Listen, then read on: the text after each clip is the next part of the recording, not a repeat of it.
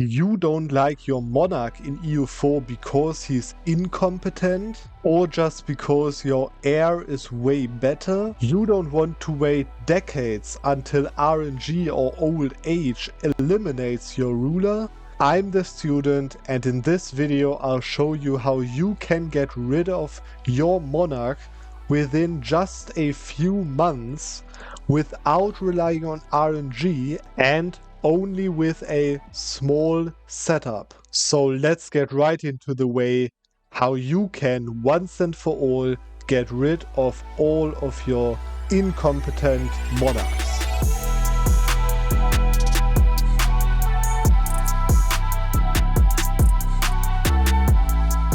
For that, I'm right now in an England game that I've just set up with the console commands. That you can see this trash ruler over here, 000 Henry the 6th Lancaster. Obviously you want to get rid of him so that this heiress Elizabeth Lancaster 666 comes to the throne immediately, right? But of course he's only 22 years old, so normally it would take ages, and that is where my tactic comes in that I'm going to show you right now. First of all, you need a setup of 3 steps that you need to do. That is a one-time investment, and after that you can use that base to then immediately get rid of any ruler in any time of the future campaign, as you can come back to that setup again. So let's start with the first step.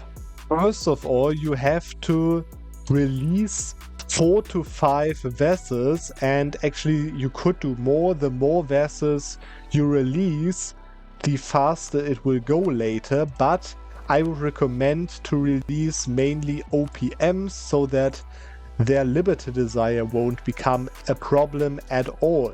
Now that you've done that, you need to place a relative on each of their thrones. And now you need to annex all of those subjects again, which you can do via the normal diplomatic annexation, but of course it takes 10 years. Or you could just feed those vassals to another nation and then cruise break them or something and annex them via war.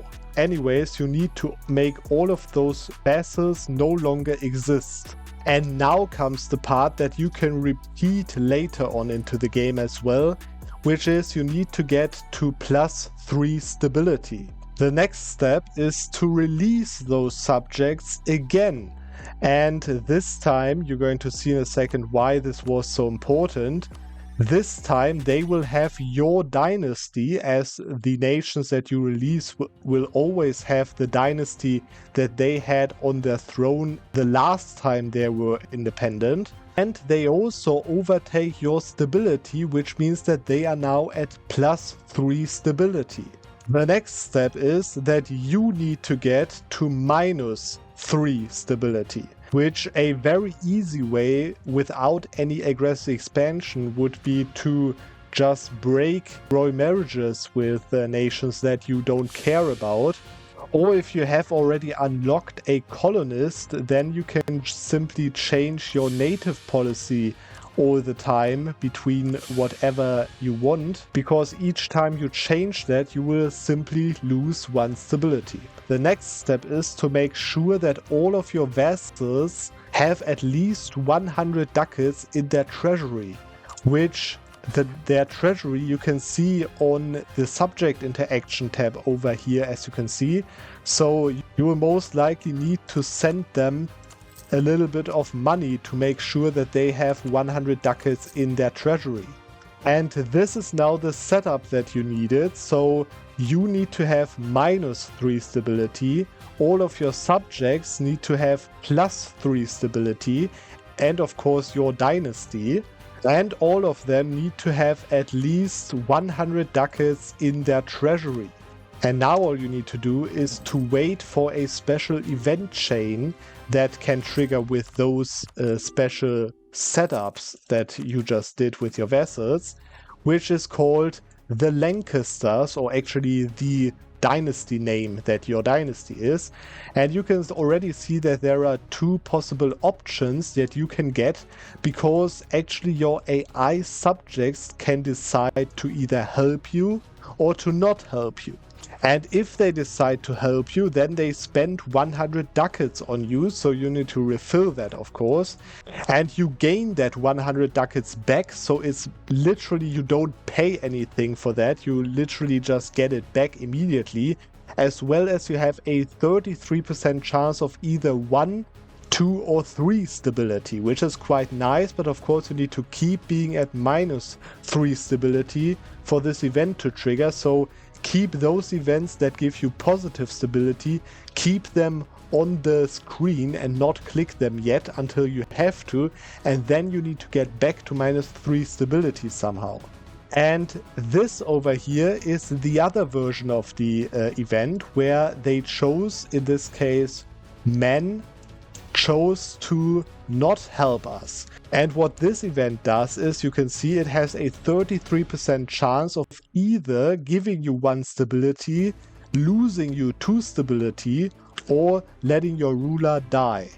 So this is of course exactly what we want. The problem is the AI has a chance of 50% to either choose this or this other option, the positive or the negative. So that's a 50% chance.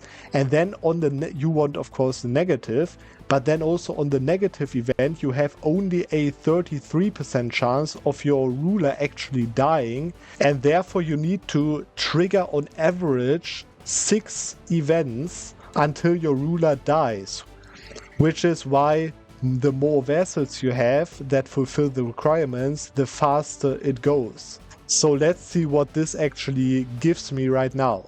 And I didn't see any effect, so it was -2 stability. And now all you need to do is wait until this event actually kills your ruler.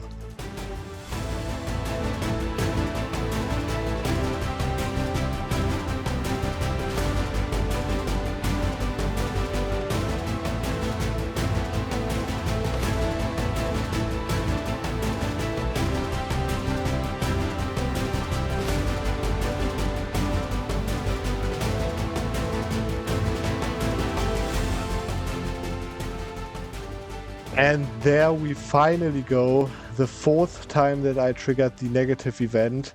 Actually my ruler died now within less than 3 years, as you can see. I was a little bit unlucky there. So just to tell you how strong this actually is, I just did a setup that I could literally completely control. Okay, I could completely control the setup. And that setup killed my ruler within less than 3 years. And this was even unlucky, so normally it goes faster, but anyways, this is so strong if you have such a bad ruler, of course. So really nice thing to know. And to repeat this now, of course, I don't want to trigger that event now, so I now need to step up. A little bit of cost is there for the price, but definitely worth to pay to get rid of such a bad ruler, of course.